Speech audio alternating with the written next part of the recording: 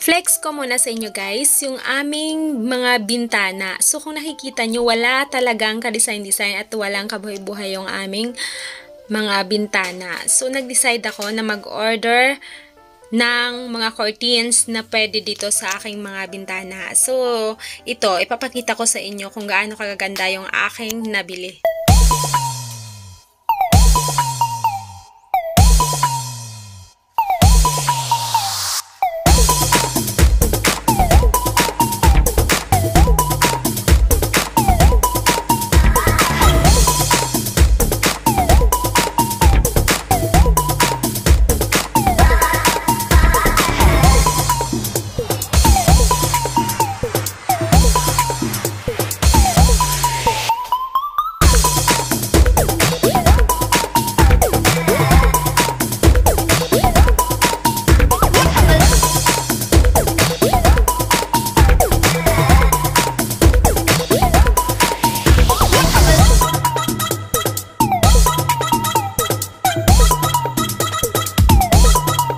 So, anong mas sa inyo guys?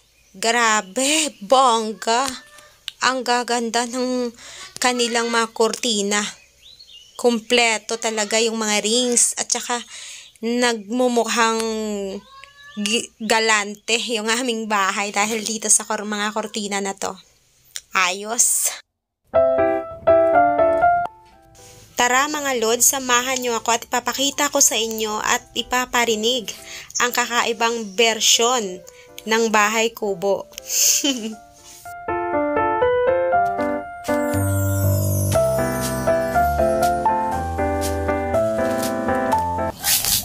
Bahay kubo, kahit munti ang halaman doon ay sari-sari, gabi balatong,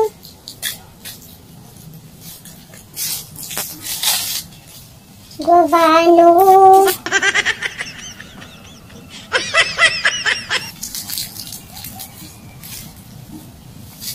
at balatong pa rin, saging, namatay na malunggay,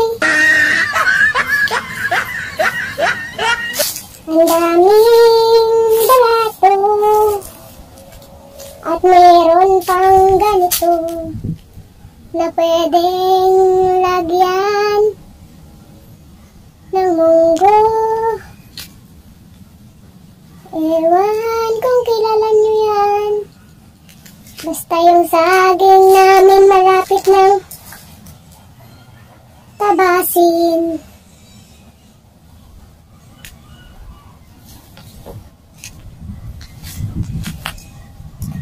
Saging, saging, saging.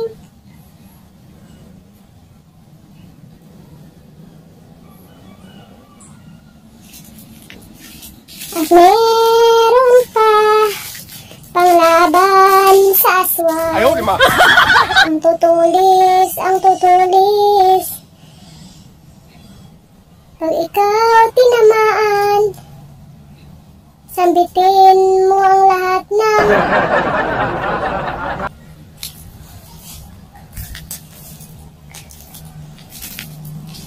ito ang aming pananim sa munti naming bakuran.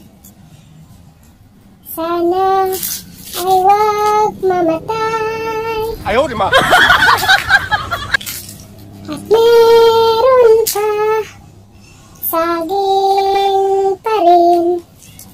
At meron pang okra. Namatay na gulay dahil sa init.